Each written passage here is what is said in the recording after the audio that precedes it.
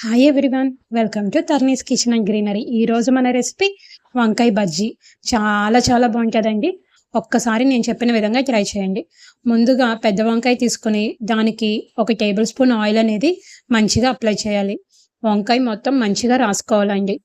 అదే ఇదివరకు పాత రోజుల్లో అయితే కుంపటి పొయ్యిలో కాల్చుకునేవాళ్ళు. ఇప్పుడు మనకు ఆ ఆప్షన్ లేదు కదండి, కాబట్టి స్టవ్ మీద కాల్చుకుంటున్నాము. ఇలా ఆయిల్ అప్లై చేసిన తర్వాత వంకాయని మంచిగా స్టవ్ మీద కాల్చుకోవాలి.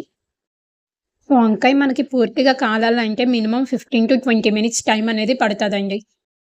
మనకి ఈ వంకాయ కాల్చడాకే టైం అనేది ఎక్కువ పడుతుందండి. మిగిలిన ప్రాసెస్ అంతా 2 మినిట్స్లో అయిపోతుంది. ఇలా ఓపిక్గా కాల్చుకున్న తర్వాత ఒక ప్లేట్లోకి మార్చుకోవాలి. కొద్దిగా చల్లబడే వరకు వెయిట్ చేయండి. ఇప్పుడు వంకాయ తొక్క అనేది మనం తీసుకోవాలండి. ఇది చాలా ఈజీగానే వచ్చేస్తుంది. కొద్దిగా చల్లారితే మాత్రం చాలా ఫాస్ట్గా అనేది వచ్చేస్తుంది.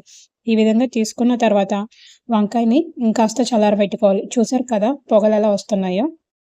ఇప్పుడు ఈ వంకాయని ఒక బౌల్లోకి తీసుకోవాలి. తీసుకుని స్పూన్తో ఎంతవరకు చేసుకోగలమో అంతవరకు స్మాష్ అనేది చేసుకోండి. ఇప్పుడు మనకి వంకాయ అనేది పూర్తిగా చల్లారిపోయిందండి. ఇలా చేతితో కలుపుకున్న తర్వాత దీంట్లోకి నిమ్మకాయ సైజ్ అంతా చింతపండుని తీసుకొని ఆ రసం అనేది మనము యాడ్ చేసుకోవాలి. మరీ పులుపు ఎక్కువగా ఉండకూడదండి, సరిపడా పులుపునే యాడ్ చేసుకోవాలి. అందుకే నిమ్మకాయ సైజే తీసుకున్నాను. ఇప్పుడు దీనిలోకి పచ్చిమిర్చి ముక్కలు అనేవి కూడా యాడ్ చేసుకున్నాను. ఘాటుగల మిర్చి అయితే 1 యాడ్ చేసుకోండి, లేకపోతే 2 మిర్చీలు అనేవి యాడ్ చేసుకోండి. తర్వాత దీనిలోకి చాలా సన్నగా తరిగినటువంటి ఉల్లిపాయ ముక్కలు అనేవి యాడ్ చేసుకోవాలి. అలాగే ఒక చిన్న బెల్లం ముక్క అనేది కూడా యాడ్ చేసుకోవాలి. బెల్లం ముక్క ఆప్షనల్ అండి, ఇష్టం లేని వాళ్ళు స్కిప్ చేయొచ్చు, కానీ బెల్లం ముక్క యాడ్ చేసుకుంటే చాలా టేస్టీగా ఉంటుంది. ఇప్పుడు దీనిలోకి కొత్తిమీర అనేది కూడా యాడ్ చేసుకొని రుచికి సరిపడా ఉప్పు అనేది యాడ్ చేసుకొని ఒకసారి కలుపుకోవాలి. ఇప్పుడు పోపు కోసం పాన్లోకి ఒక 2 టేబుల్ స్పూన్ల ఆయిల్ అనేది తీసుకొని హీట్ చేసుకోవాలండి. ఆయిల్ హీట్ ఎక్కిన తర్వాత 1 టేబుల్ స్పూన్ పచ్చిశనగపప్పు, 1 టేబుల్ స్పూన్ మినప్పప్పు, కొద్దిగా ఆవాలు, ఒక 5-6 వెల్లుల్లి రెబ్బలు వేసుకోవాలి. వెల్లుల్లి రెబ్బలు అనేవి చాలా టేస్ట్ ఇస్తాయండి. అలాగే ఒక 2 ఎండుమిర్చి కూడా యాడ్ చేసుకోవాలి. ఇవి కొద్దిగా వేగిన తర్వాత ఇందులోకి చిటికెడు పసుపు,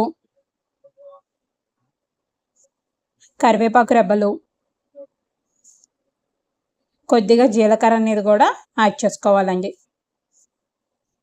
మనము ఏ కర్రీ చేసినా సరే లాస్ట్లో వేసే పోపు వల్లే దాని టేస్ట్ అంతా చేంజ్ అయిపోతుందండి.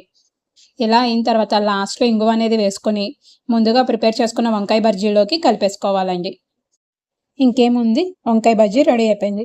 వేడివేడి అన్నంలో వెల్లుల్లి, ఎండుమిర్చి నంచుకుంటూ ఇవి తింటే చాలా టేస్టీగా అనిపిస్తుందండి. ఒకసారి ట్రై చేసి చూడండి. Please subscribe my YouTube channel, like, share and comment also.